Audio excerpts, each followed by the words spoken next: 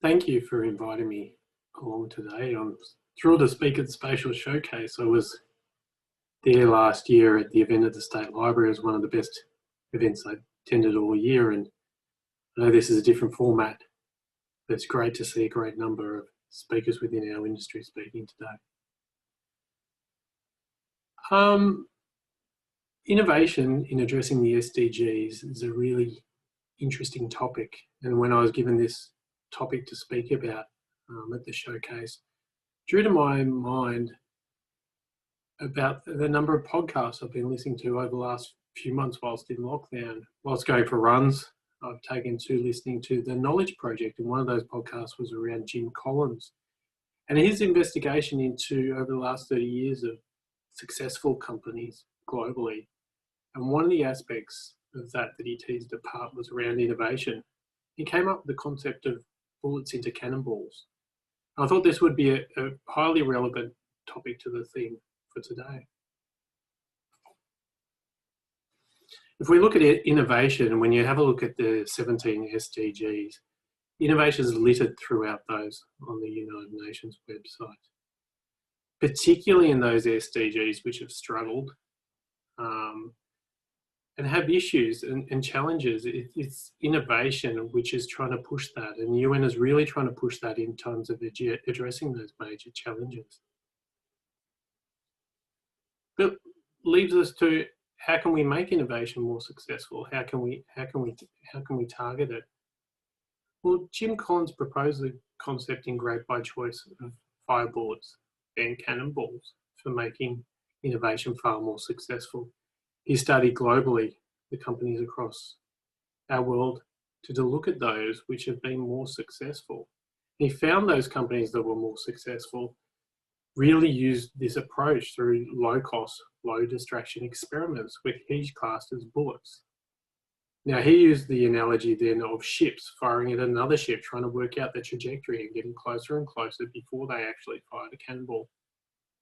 I'd say less violent approach, and a more appropriate one for the 21st century might be Angry Birds. And lots of us have probably played similar sort of games where you have a catapult trying to work out that trajectory. And it's about getting that bullet or that Angry Bird right before you start to scale and invest in innovation. And that's how you get more likelihood of success. He found that was more prevalent than firing a lot of different bullets or firing a cannonball at an unknown sort of goal and supposedly getting lucky. So how is that relevant to the spatial industry in Victoria today? Well, if we divide that up into the people and technology elements, we can start to tease that apart. And certainly identifying our bullets or our low-cost experiments.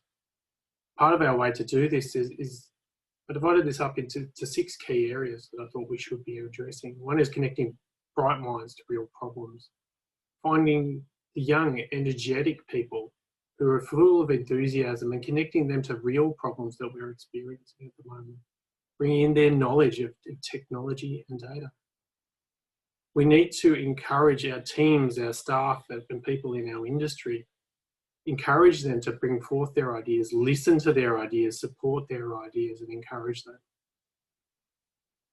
We need to learn about the context through active thought leadership, getting involved in industry, understanding where these ideas slot into industry and which one we want to turn into bullets, and do that experimentation around.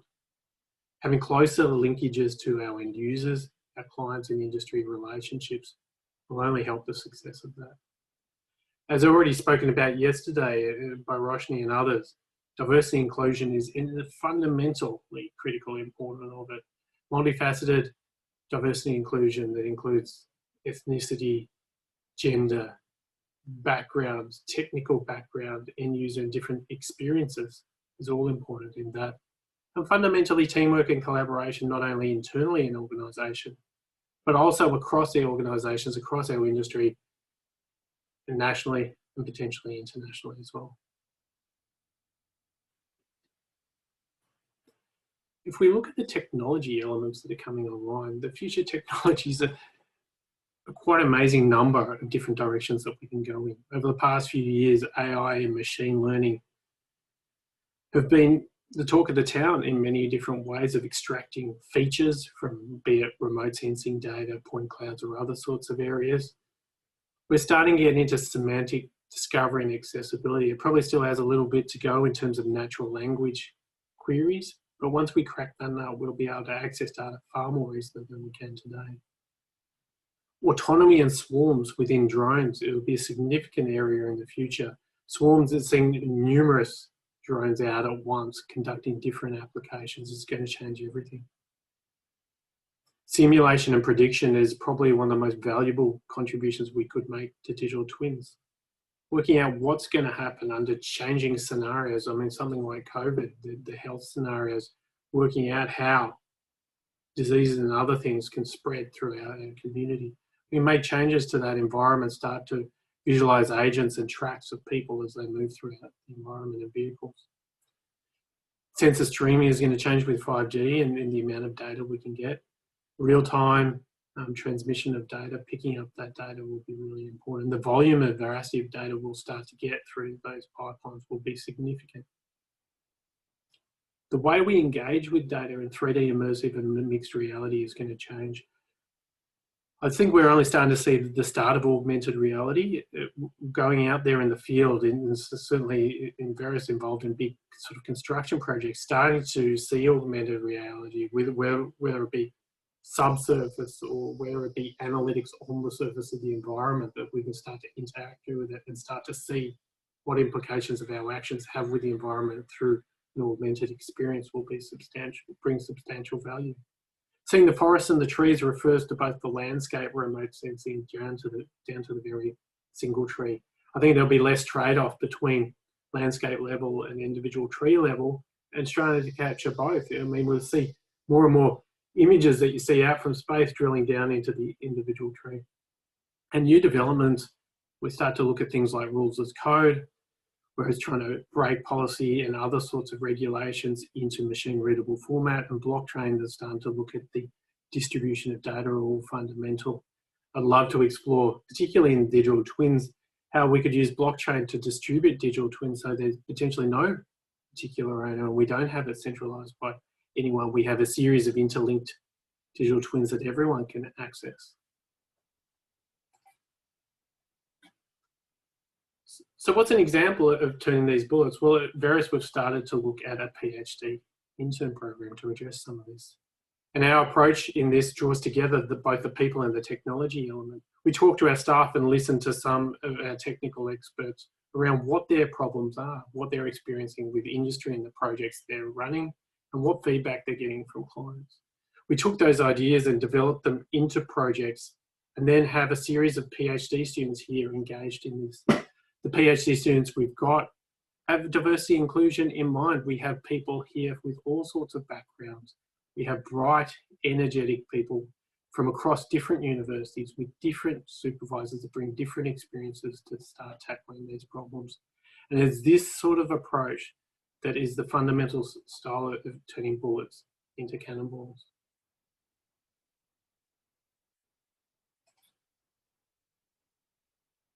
So a lot of people have spoken about digital twins. How do we apply great by choice into digital twins? We've got some fantastic examples in Victoria, Fisherman's Bends, in New South Wales, in Western Sydney and others. Are we still firing bullets at digital twins? Are we still doing experiments on the digital twins? I think yes, there'll be an element of that, and there will continue to be for the next few years. But is it time to turn this into a cannonball where we can start to use this every day in our environment? And what is the right time for that? Which elements do we do that? Where do we scale and invest? It's going to be interesting questions.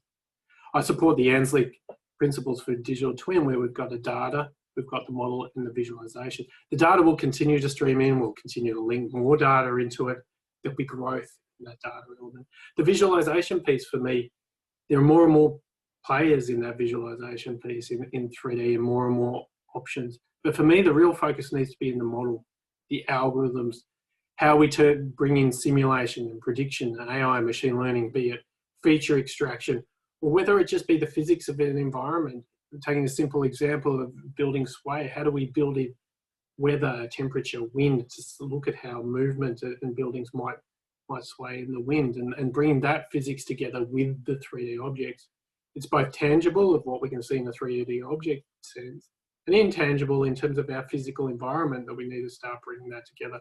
And that's when we'll really start to get value. Collaboration is fundamental to turning our bullets into cannonballs, and there's 5 key areas that I'd like to bring our attention to there. One is we need to actively broaden our diversity and inclusion. We need to be stronger, we need to be more ambitious around including ethnicity and minorities around our collaborative activities. We can do far more in this and bring everyone on the journey. There are still potentially others being left behind that we need to push harder on. We need to look at our relationships and make sure our relationships are more for the long term. A lot of procurement is fairly transactional still. If we have longer term relationships, it starts to promote ideas, it starts to promote the sharing of ideas and therefore that investment. A tighter ecosystem needs to be a focus off the back of COVID. One of the implications of a lot of virtual communication is all communication is deliberate. And whilst we've found great means to overcome that, we've lost a lot of the casual, informal, spontaneous contact that we would seemingly have within industry that really enables us to form friendships that are a lot more binding than the transactional relationships we've had. And over the next year or so, we'll need to be a lot more considered about the effort we put into that. We'll need to connect with fresh faces and end users. We ran during Digital Twin Week at Veris Digital Twins for Greenfields, and we had a number of new players in there, and it was fascinating to hear their discussions on digital twins. And I think we need to connect a lot more to end users to extract these sorts of opportunities. And recognising the role of government, academia and the private sector and working together. We often, because of communication, we often don't appreciate the advantages that each one of those has. I've been fortunate enough to work in all of government, academia and private sector, and each have a very unique, strong role to play in the community and bring innovation together. And recognising the value of those. It's not, I know it's frustration sometimes in talking to each other, but we all have different drivers, and that's because of the diversity and amount of background and the different contributions we're making to innovation in our industry. So I'd like to wind this up with 2 particular quotes by Jim Collins. And he talks about the flywheel here as a greater concept. Feel free to dive into that if you want. But to keep the flywheel of business and organisations moving, we need to fire bullets first, then cannonballs to ensure more likelihood of success in innovation.